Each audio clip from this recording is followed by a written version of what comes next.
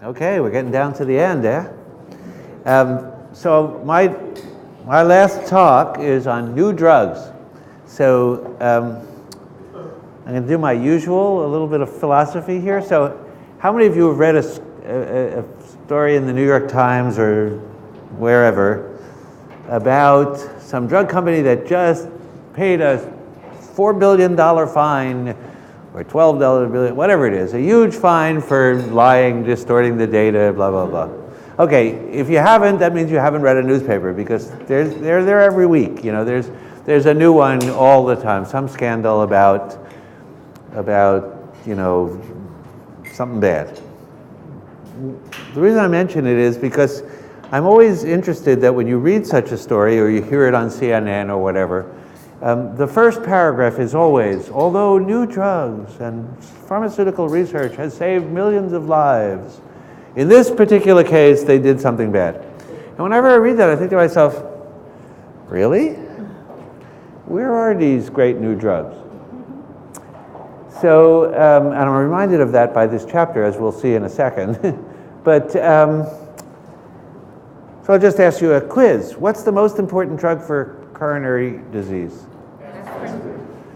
What's the most important drug for congestive heart failure? Nah. Nitroglycerin, come on. Lasix doesn't even work. Certainly not acutely. For acute congestive heart failure, it has no value. Chronically, okay, hydrochlorothiazide. What's the most important drug for hypertension? Hydrochlorothiazide. What's the most important drug for diabetes? Insulin. What's the most important drug for pain? But human insulin, which has only been around for 15 years.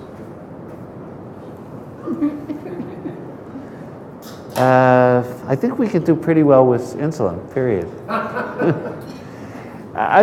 That's not to say that we can't improve sometimes. What's the most important drug for infection? Well, what's the best antibiotic available today? If you had to pick one antibiotic, doxycycline. I mean, it's way better than any other. But it's Treats, more expensive. it's now way more expensive too, which is really pretty terrible. They've jacked up the prices, even though it's generic. It's amazing. But in any case, the point I'm trying to make to you is that, well, I don't want to say zero. There are very precious few new drugs that matter. Asthma, it's inhalers. We've had them for years and years and years. What? There's no, yeah, they're charging a zillion for all these things, but the idea that there's great new drugs is a little silly. And the very few examples that we might be able to agree where there really is something that's new, it's either a new antibiotic, which because we've ruined the old ones, or it's something which is in almost every case, if not every case, was paid for by scientific research that had nothing to do with profit motive. So there aren't that many new drugs, and most of the things we do in medicine have nothing to do with drugs anyway, but there are some really important drugs. But our obsession with the idea that we have tremendous progress because we're putting all this money into research for new drugs is simply wrong. And in fact, the idea that the only way we get progress in science is by having a profit motive incentive is also a little crazy if you think about it. I don't think Fleming, really got it because he was going to make profit, and neither did Einstein or Newton or any scientific advances. Almost all of science has nothing to do with profit. One of my favorite things is Jonas Salk when he was interviewed on national television, which in those days what was a new thing in the early 50s about this. Some of you will remember, I was a kid and there was my two boogeymen were somebody would come in the window and I would get polio. Those were the two things I worried about.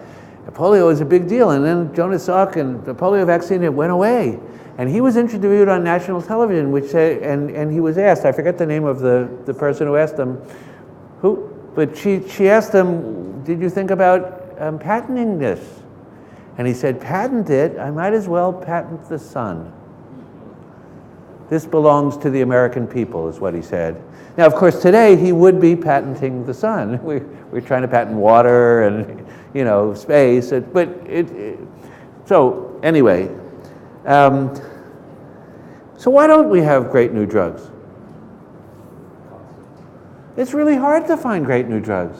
It's not easy. You have to spend a lot of money, and you mostly will fail.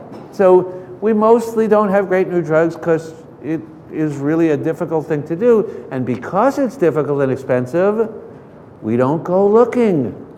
That's one of the ironies of the whole myths about the drug industry, is that they're trying really hard to find new drugs. But the fact is, they spend, by their own admission, way more, probably twice as much, on marketing as they do on research and development. And there's an obvious reason for that. Marketing makes them a lot of money. Research and development doesn't. Oh, and by the way, the numbers are all self-reported, so it's probably much worse than we're told.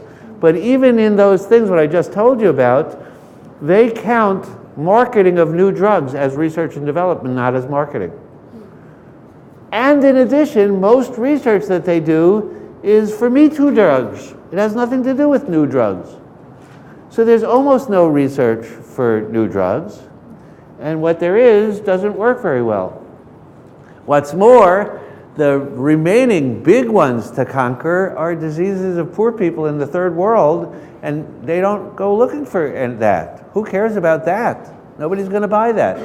I could spend a lot of time talking about horror stories, examples of why they don't go looking for a cure for malaria or sleeping sickness or whatever it is you want to talk about. But there is a concept in the pharmaceutical world called net present value, and I don't know why it's called that, but NPV is the name, and NPV is the likelihood of return on investment if you go looking, if you find a new drug. And apparently all the drug companies use this to decide what they're going to go research. And what drugs have a good potential, what research has a good potential for bringing back good dollars? What characteristics do you need? It's got to be a first world disease where people will afford to pay big prices, and it's got to be something that you can treat everybody with, not just an occasional person. The more people you could treat, the better. So it shouldn't be a rare disease, it should be a common disease. And then finally, it should be something that you don't use episodically, you use all the time. So where are all the new drugs? They're all lifestyle drugs or mental drugs or risk factor drugs. We're all going to get cardiac disease, and we all aren't happy all the time. And now, as you know, the new DSM manual lists basically every state of non-bliss as a disease.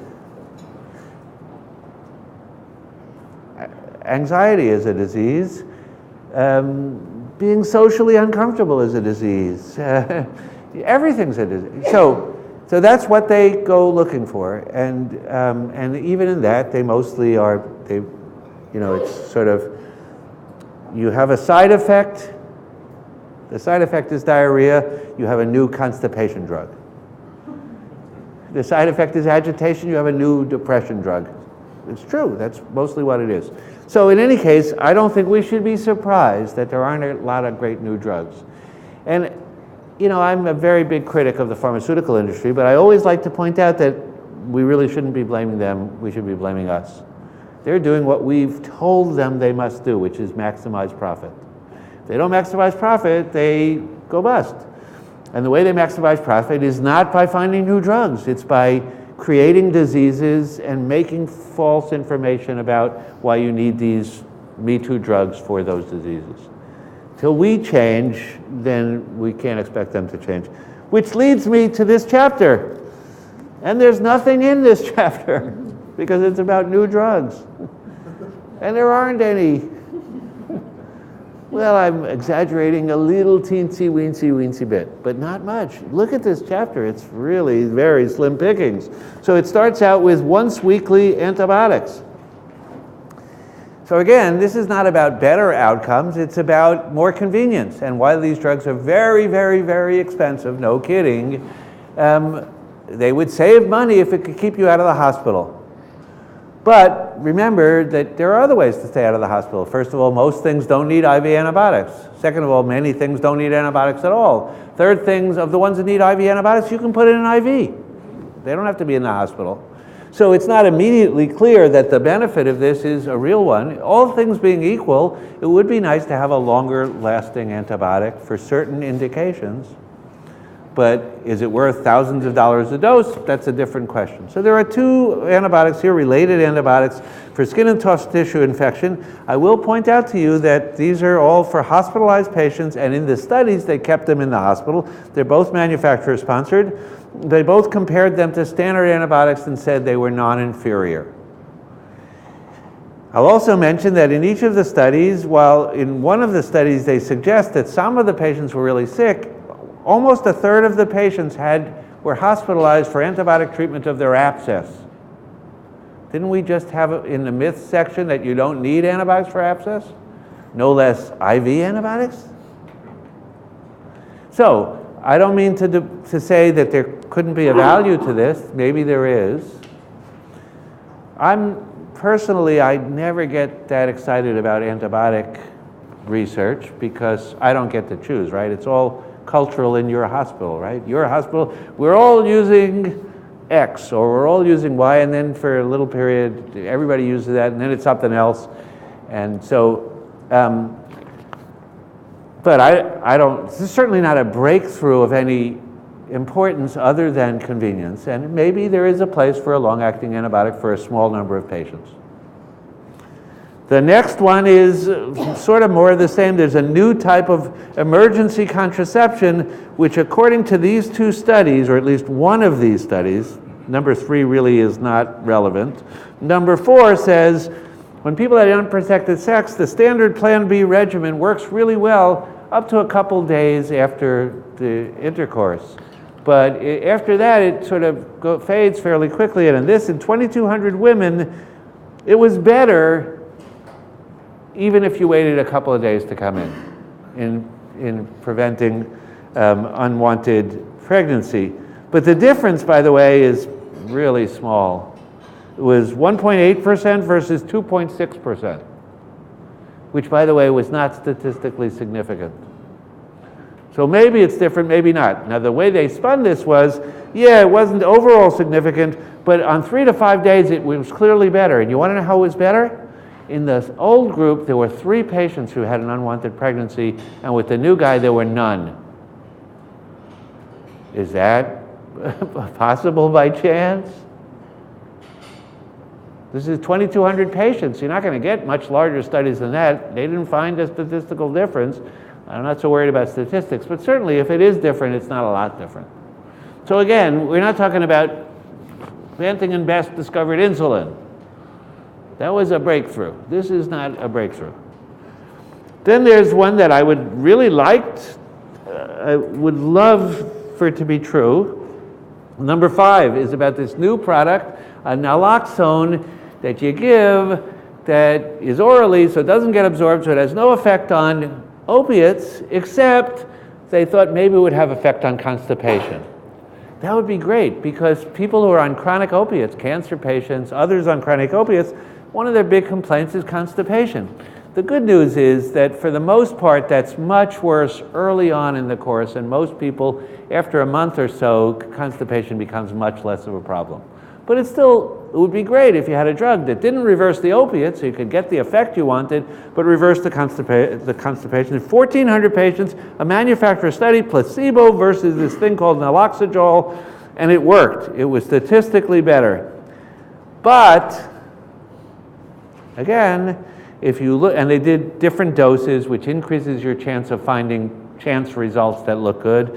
And they found that the higher dose did decrease the amount of people who failed in terms of constipation by the marker that they use.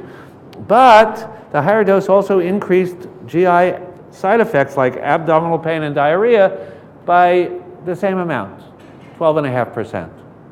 The lower dose didn't have so many side effects, didn't have much effect on the constipation. And what was the effect on the constipation? It was 10-15% less patients had the problem, but the average was 0.5 more bowel movements per week. Now, if you have no bowel movements, a half might be really good. But this is not like this worked. It hardly worked, and it caused some adverse effects. So that's another of the big new breakthrough drugs. We got 3 for 3 here of really important ones. Number 4 is alpha blockers for urinary stuff. And ureteral stones particularly. In the abstracts, we've done lots and lots of studies about do they actually help you pass the stone. And the Cochrane review recently said it's a great idea. If the stone's less than 10 millimeters, do it. And whoever wrote this chapter was kind enough, it was Rick, to include the blog by Ryan Radecki, who said, whoa, not so fast. This is not really true. Let's look at it for a second. And Ryan, for those of you who don't know, is a young guy who was at the University of Texas, Houston, but has just moved. I can't remember where he moved. But anyways, a young guy who's out there, he's writing stuff. I mentioned the other day, he wrote this thing about the novel anticoagulants that was in the Annals of Internal Medicine that trashed them. That's different than everybody else said, and I couldn't believe he got it published. Well, he wrote on his blog, because he's a big blogger, the following about this. The Cochrane Review said it was really, really good. They grievously downplay the tragic disutility of the data reviewed. Tell us what you think, Ryan. So then he goes on to talk about how the studies weren't blinded, they had all these other methodologic problems. It's a classic case of garbage in, garbage out. The only 2 studies that met basic methodologic standards, both were negative. There are lots of studies, positive. The 2 that were good, there's big side effects. We already talked about syncope. One of the big things is alpha blockers. Who gets alpha blockers? Old people, old men. They stand up, they crash and hit themselves. So he comes to the exact opposite conclusion of the Cochrane Review. The only good studies, he says, don't show that it works. Now, I'd make another point, which is if you listen to the reviews, that when we review the articles, there's also a question of effect size. So it works. What does that mean? It's statistically better, but does that mean it actually helps people? So if you actually look at most of the studies that say it works, the difference is in hours. Instead of at 10 days, it was at 9 days, 0.7. I don't think there's really much evidence for this. The chapter then goes on to say, okay, so let's not believe it for stones, but at least for BPH and urinary retention, it's good, because you don't have to leave the Foley in. And if you look at these studies, there are 5 papers here, 6 to 11, which say it increases your chance of removing the Foley after that man comes in with BPH and he's terrible and it's horrible and the bladder's out to here and you drain it and he's like, thank God, and everything's great. And now you say, you got to go home with the Foley. Well, this says if you give an alpha blocker, maybe you don't have to go home with the Foley. Well, remember, there's a cost, which is, it does make people pass out. But then the question is, does it really work? There are 5 papers here, 6 papers, 5 of them say it works, 1 says it doesn't work. So the one that says it doesn't work is bigger than all the others, but forget that for a second. How well does it work? Well, if you compare it, here's the first study. It worked in 2/3 of the patients. They didn't need a catheter. The catheter was able to be removed, whereas 1/3 without the drug. In the second one, it was half versus a quarter. In the third one, it was 60% versus half. In another one, it was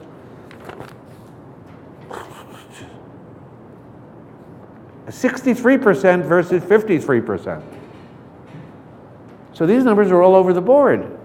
In fact, some of the studies where it worked were less than in the studies where the placebo in the other studies. And in fact, I went back, because my recollection was that we had some data on this in the past. I went back before there were alpha blockers and looked at the literature that isn't sponsored by the drug company comparing their drug to placebo.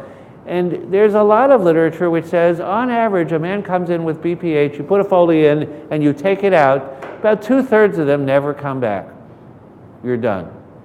So the reason it works in these studies, where sometimes it works in 60%, sometimes 50, sometimes 2/3, is because the placebo group, it didn't work very well. Whereas I think a better estimate of how often it works with nothing is pretty close to 2/3. And if it's 2/3, it doesn't work at all. At best, it works a little with a cost.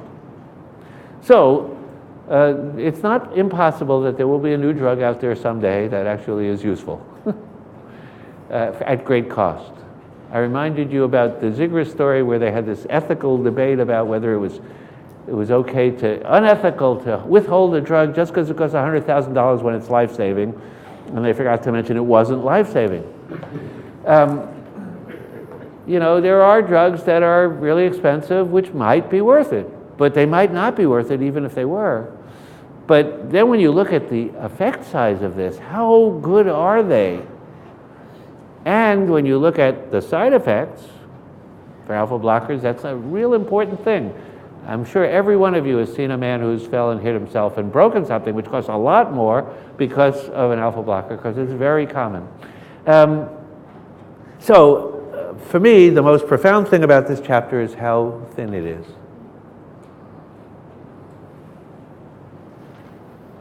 We did talk about novel anticoagulants, which are also new drugs that didn't get in this chapter, but we also talked about Ryan's analysis of them, which I think is really true, that the dabigatran increases the big problem, ischemic heart disease, that it's supposed to fix. It actually increases it. And that the two exabans, the data is very, very, very thin ice. They increase VTE if you try to take the patient off of them. And in the study with apixaban, where they try to get it approved for MIs, for ischemic heart disease, which is where the money is, it was turned down by the FDA because it didn't work and it caused increased bleeding. So I don't think those are examples of great new drugs. There aren't a lot of great new drugs, and that's no surprise. We cannot afford to go looking for them with our current profit-driven healthcare system, which says the reason we should look for something is not because we need it, but because it will make us money. As long as the drug companies get to decide what research they do, they're going to do it based on what's going to make them profit. That has nothing to do with the health of the population. And they're right. If you actually went to look for things that we could all use, it would be a money-losing proposition. So of course they go look for new cosmetic creams and new antidepressants and the same antidepressants in a different color, etc. What a cheery note. No, it is. We can do something about this. We got to change this healthcare system so it's not all about profit.